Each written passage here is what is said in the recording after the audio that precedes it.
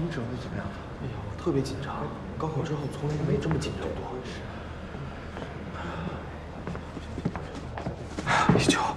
一九，我好紧张，怎么办啊？别紧张，你可以的。真的吗？我可以，我应该可以。都准备好了吗？今天可都是重头戏啊！加油啊！上场我就不会让你的。实习生注意了，按上场的顺序排好队，准备入场。走，我来帮你拿吧。加油，别忘了。别紧张。一起加油。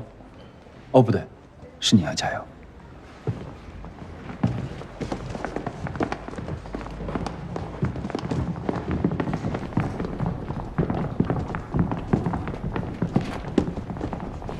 我们肯定能行。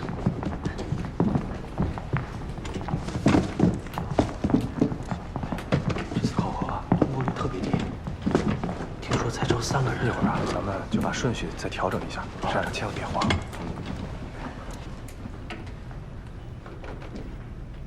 保持安静。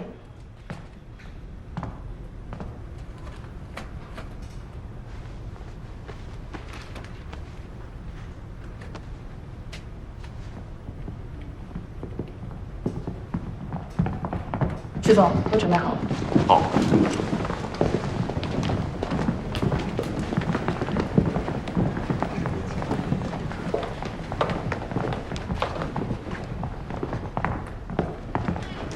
大家都请坐吧。实习生们请坐。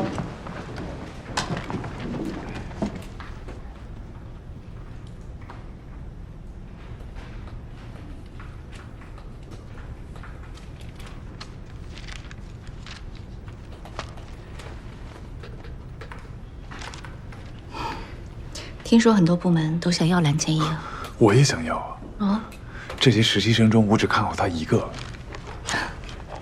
第一环节，各组项目阐述时间为10分钟，除了提交备案的资料之外，不得使用其他的资料。凡是在现场增加或修改表述内容者，均视为违规。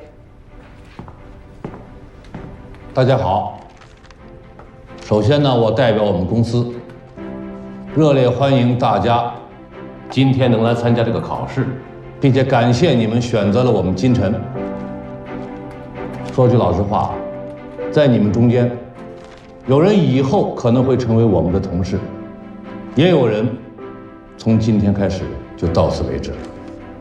今天的考试非常重要，希望你们能够抓住今天这个机会，表现出你们最好的潜力来。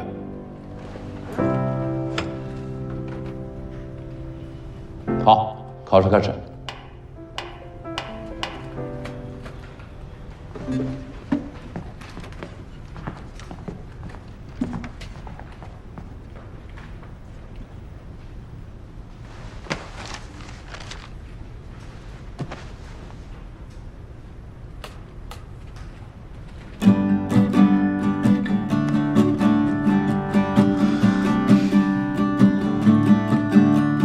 那时候总感觉自己多么的平凡，所有人都忙忙碌碌，现实而多变。所以每当生活让我心酸的时候，拿起吉他，唱吧，唱吧呀唱吧，幸好有你，面对这个城市可以不孤单。早知道我面了，别说咸菜了。啦啦啦。停！你们这是歌手大赛吗？对不起，对不起，我们要阐述的项目是全民唱吧 APP， 所以特地准备了一个应景的开场，好给各位。看来你们对“阐述”这个词还不太理解，我希望你们回去查一查字典。下一组。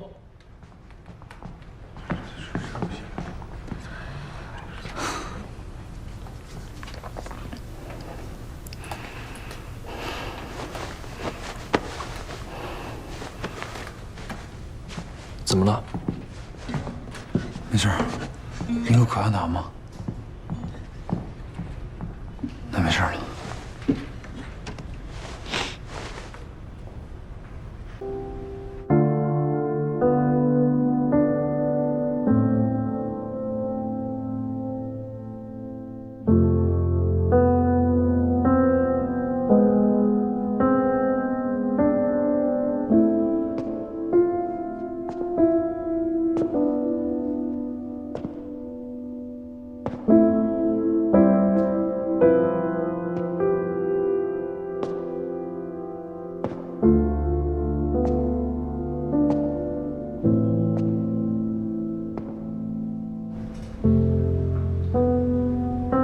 是这样的，因为我想尝试一些不同的工作，而且我家里想让我找一份稳定的工作，还有就是我大学的时候学的就是金融专业，所以对这方面比较感兴趣。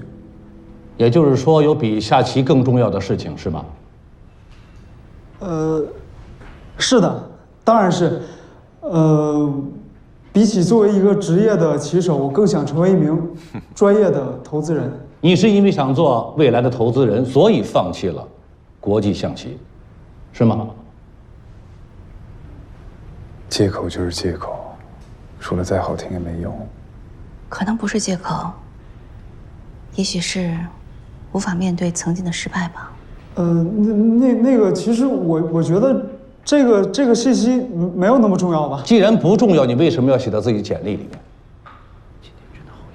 你把一个不重要的经历写到简历里面，是不是为了给自己加分呢？可是你现在又不能自圆其说，别忘了，我们需要的是内心强大、目标清晰的人。很显然，你不是那个人。那个行了，你不要解释那么多了。原以为你下棋的经历可以给你加分，看来恰恰相反。对不起，你让我很失望。下一组，不要浪费其他人的时间了。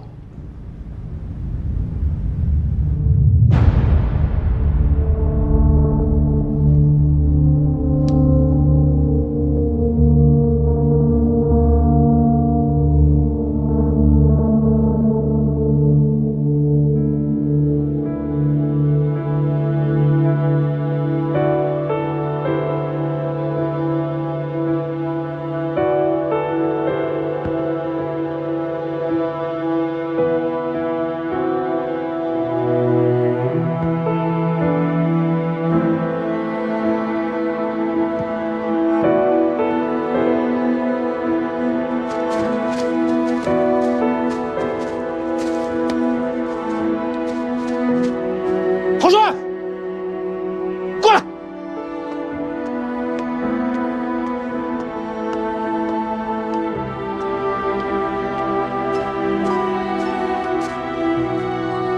刚才为什么传球？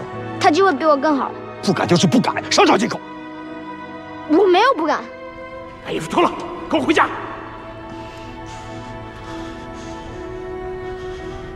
下去，给下一组腾时间。除非发生奇迹，不然这回我们一秋肯定是悬了。还记得那会儿咱们最后一轮面试吗？曲总给我留下的心理阴影，至今还印着呢。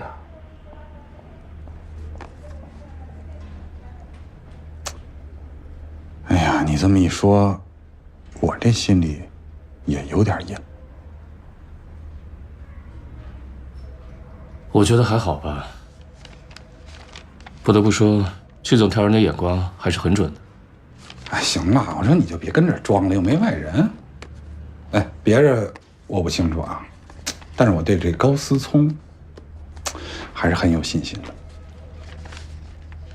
蓝千一也不错，听说你们马总已经去打招呼了，要跟我们科技组抢人呢。哟，可千万别！你装什么呀？你不是做梦都想要一女下属吗？你说这谁？蓝千亿是吧？哎呀，刚开始啊，我觉得他还行，可是后来吧，越看他越不招人待见。哎，你说他成天跟你似的，拉个驴脸、马脸，就拉个冷脸，哎呦，跟谁欠他200块钱似的。哎，要他真去你们组，就太可惜了。Robo 开发的这款人工智能芯片 CI1006，不仅为智能机器人完善了大脑，还特意添加了音频传感终端，提升了机器人的响应及控制速度。目前，拥有特定功能的服务型机器人已经获得了普遍的认同。从这组 IFR 数据表明，今年全球家务机器人的营业额态度得体，内容精确，简直无可挑剔。说了，122亿。对不起，我可以打断你一下吗？你刚才指的家务型机器人，是不是就是扫地机器人呢？这已经不是什么新型的产品。而且在市场上已经接近饱和。你认为还有什么空间吗？其实不仅仅是扫地机器人，这项产品还可以运用到更多的领域。啊，对对对，这项产品可以涉及的领域非常广泛啊。比如说野村宗研已经研发出来可以专门看管车库的机器人，以后还会有保姆机器人、护工机器人。等一下，你们介绍的这个项目理想是很丰满的，但现实也太骨感了吧？啊，这项技术能大范围上市的话，是不是遥遥无期啊？其实国外已经有很多的团队已经在积极的研发了。我相信，其实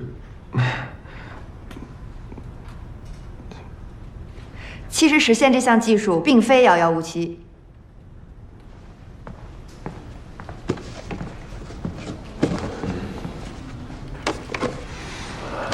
看来他们是有备而来啊。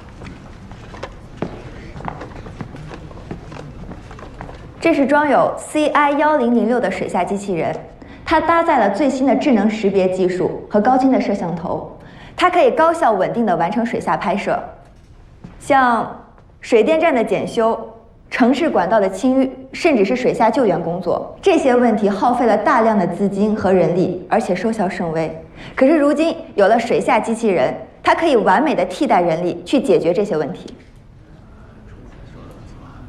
蓝千一表现得太完美了。首先，非常感谢各位领导和老师在我实习阶段对我的指导和帮助。我们组所推荐的项目是一款在未来可以替代石油的最新型能源——页岩油。什么是页岩油呢？页岩油是油页岩在热加工下的产物，它的形态同传统石油相似，但是比传统石油具有更多的不饱和晶。而我们为什么要选择页岩油呢？PPT 做得这么漂亮，阐述也很到位，世界油价简直就是教科书级别的。大幅度的下降了6%，确实没毛病。有很大的原因就是页岩油的出现少了点所以，希望各位领导可以考虑我所推荐的项目。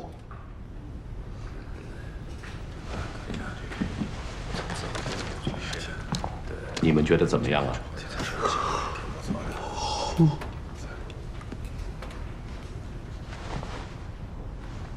下一组，曾浩、邱爽。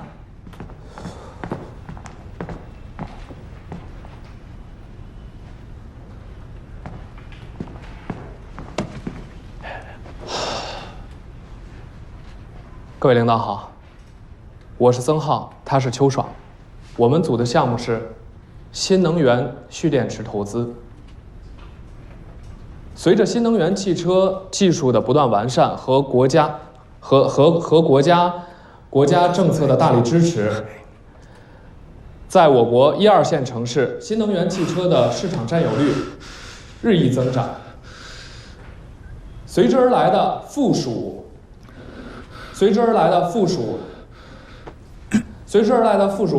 属原动力产品新能源电池将成为必不可少的市场热点。你是不是哪里不舒服呀？它与新能源汽车的关系就好像是鱼和水的关系一样，缺一不可。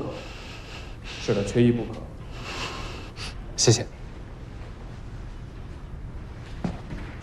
下一组，郝帅、孙艺秋。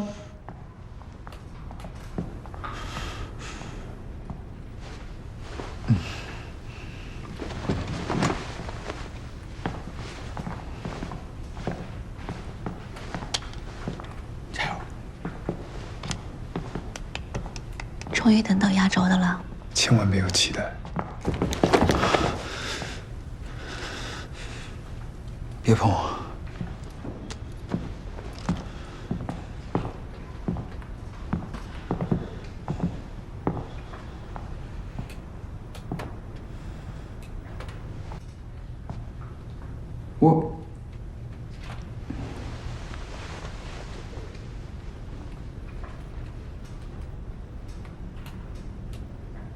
那个，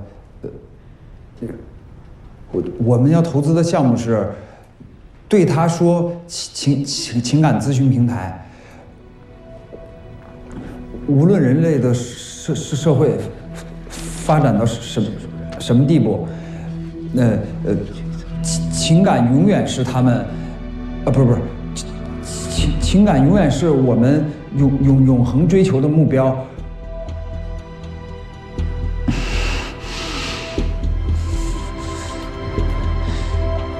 据数据统计，在婚姻与情感市场，美国约有17万人持证上岗的情感咨询顾问，而在中国这个行业才刚刚兴起，但需求量却十分的庞大。我觉得，喂，小伙子，你能好好说话吗？你这样可不行啊。那个，我能去一趟洗手间吗？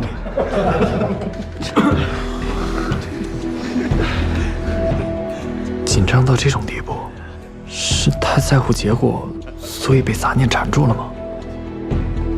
这样下去只会越来越糟的。现在吗？可以，但是你们要记住，这算在你们的阐述时间里。你们现在还剩7分钟。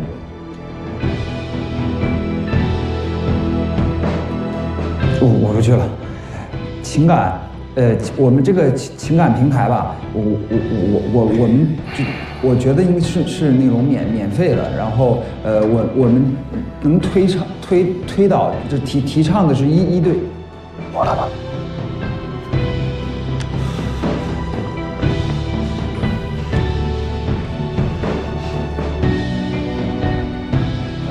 接下来由我来阐述。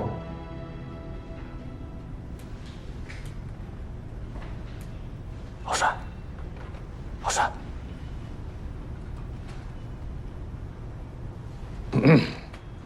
这小子行不行？我们将会为大家提供免费的线上咨询服务。可能很多人会有疑问，我们既然是免费的，那怎么去收回这些请专家的费用跟成本呢？怎么收回成？我就知道。他到底想说什么呀？这可怎么办？明明心里想的已经很清楚了，怎么就没有办法用流畅的语言表达出来呢？缺乏演讲能力的事实，就算心态再好，也没有办法掩盖啊。这次面试失败，一定会又被看成废物吧？可越这么想，就越无法冷静下来。可能有很多人会有疑问，我们既然是免费的，那怎么样去收回这个成本呢？我们是想通过网友。他是怎么做到的？说成这样，都可以不放弃，不退却。他是用外星语在表达某种逻辑吗？不管怎么样，我好像有点明白了。我没明白。无论别人怎么看，都不为所动。只要知道方向，就坚定地按照自己的方式走下去。那不就是我的风格吗？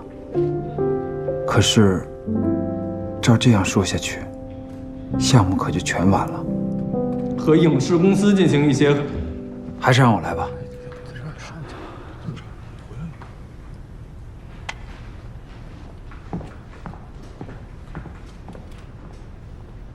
你还有3分钟。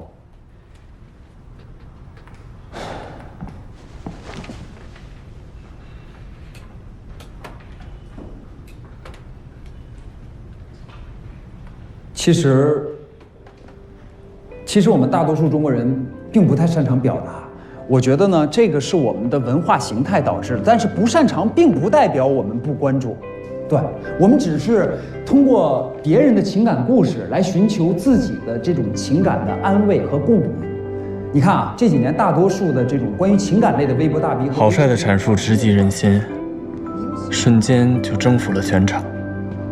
在仅剩不多的时间里，就将项目的要点和魅力清晰有力地传达出来，甚至完全不亚于蓝千亿。他不仅扭转了败局，也扭转了所有人对他的看法。他找回了勇气和自信，不管到底他是在向谁证明着自己，现在他都做到了。哎，老马，我想听听你的想法。好，曲总。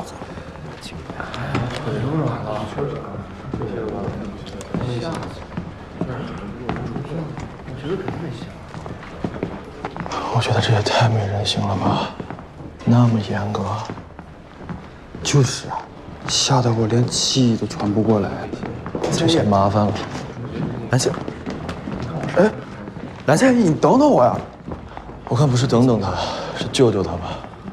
如果第2环节里蓝千一不投他的项目，他就真完蛋了。哎，对了，老苏，你觉得蓝千一又是很明显啊？蓝千亿比郝帅差远了。你看啊，郝帅有能力在关键时刻力挽狂澜，是吧？而且呢，他有能力，有种是好苗子。哎，你比我想象中厉害很多啊。不过还有下一轮呢，我真好奇你会让我投什么。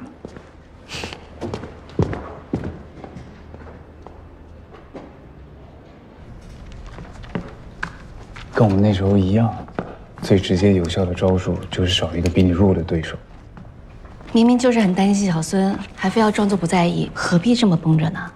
别老说那些没用的。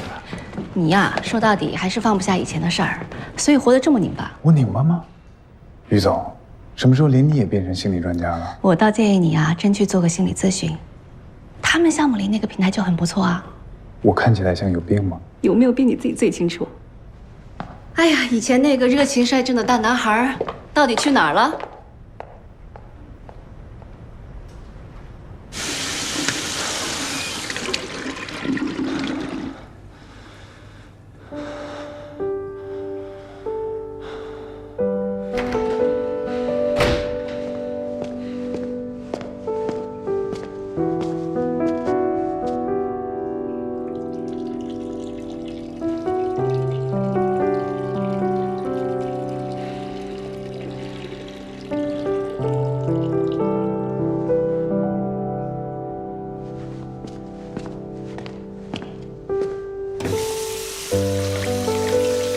实在打不过，就同归于尽吧。4组的人，死也要站着死。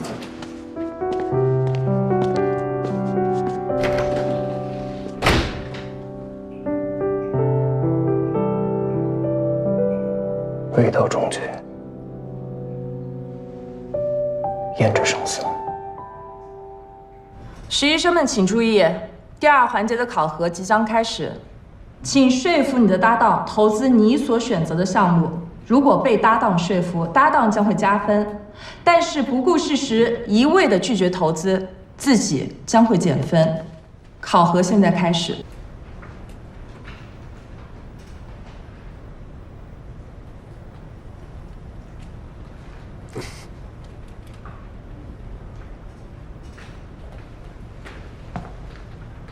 你居然偷拍我啊！你别急啊，一会儿你就可以解气了。今天我要为我的搭档蓝千亿推荐的项目是一款专门为职场女性量身打造的解压神器，请看屏幕。女王在上，一款非常具有针对性的游戏平台，它整合了很多种操作简单的小游戏，非常适合女性玩家。除此之外，它有一个最大的亮点，就是它添加了可以更换头像的功能。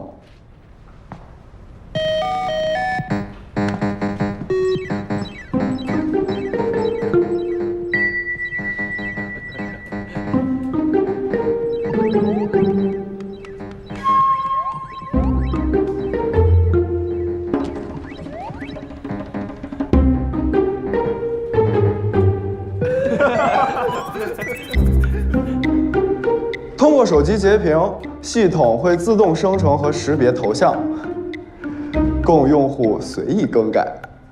不仅如此，在付费模式下可以解锁更多的场景，比如说卫生间、天台、会议室等等。平台内还有300多款小游戏，充分满足职场女性在想象中泄愤的心理需求，平衡情绪，促进职场和睦，非常有现实功能。怎么样，小兰，你是不是觉得很有趣？想不想体验一下？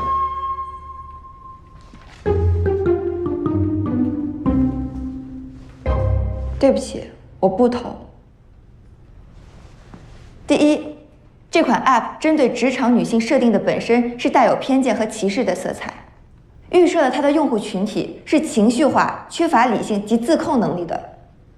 第二，我并不认为通过这种方式真的有助于解决现实的问题。一个女性如果受到了不合理的对待，她应该诉诸法律和舆论，而不是让她们排解心情了事。那只是你个人的看法，又不能代表所有人。那么第三，这个项目缺乏核心技术上的创新，虽然它投入很小，可是它极易被复制，不具备长期投资的价值，在竞争激烈的手游市场当中，并没有任何的优势。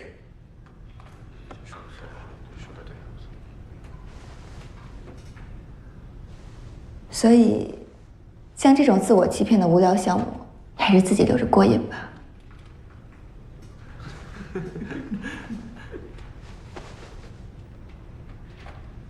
下一组，郝帅、孙艺秋。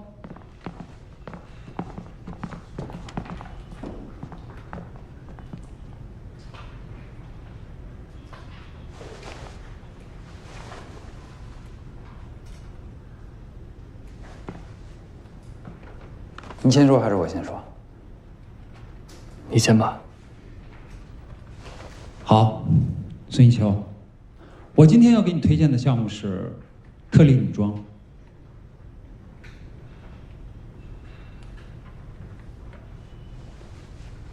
女装？没错。绞尽脑汁的去迎合搭档的趣味和需求，几乎所有人都会这么干，但这不是我的风格。我今天给你推荐的这个项目，是我自己最想投资的项目。特丽女装呢，是一个国内设计师原创的小众女装品牌。虽然它创立的时间并不是很长，但是它出色的设计感和完美的剪裁，已经在高端的白领市场得到了非常高的认可。连国际设计师三宅一生近期也在寻求跟他合作。我们来看一下这个特丽女装市场调查报告。我们从这个报告里可以了解到，特丽女装的消费人群与国际一线品牌的消费人群重合度高达了60%以上。我当然知道了，像这种数据通常会出现一些偏差和水分，所以为了知道这个项目最真实的情况，我特意花了几个月的时间进行了眼见为实的考察和收集。来，我们看一下。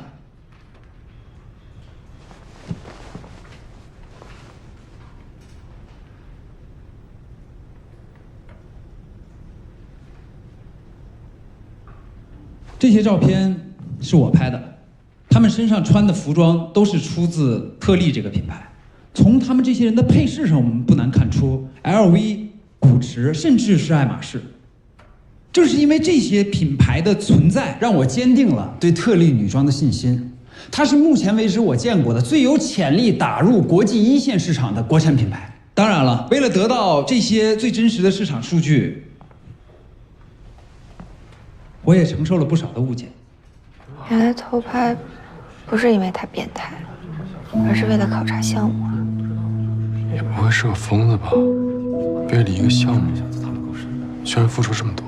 但是我觉得呢，这些误解对我来说都不算什么，跟我的梦想还有我的目标比起来，这根本就不重要。我的梦想就是我最初想要成为一个投资人的动机，那就是打造一个属于中国的国际一线品牌。我们中国是全球最大的奢侈品消费市场，可是我们却没有任何品牌可以跟阿玛尼、GUCCI、LV 品牌价值一样高。你不觉得这是一个非常奇怪的事情吗？所以我立志要找到这样有潜力的项目。小伙子，你的野心不小啊！你能告诉我你的野心从哪来的吗？我的父母就是做服装白手起家的，我亲眼目睹了他们整个创业的艰辛过程。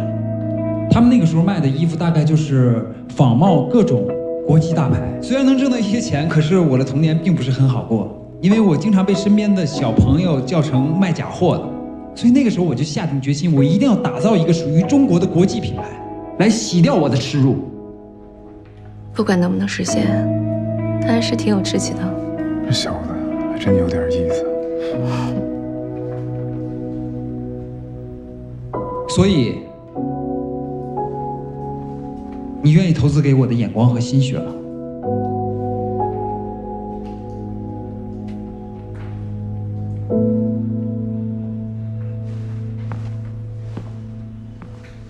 对不起，你是在问我？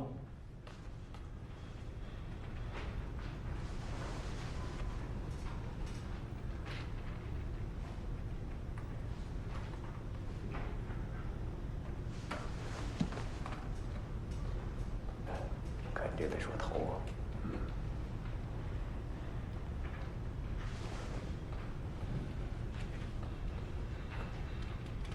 我的选择是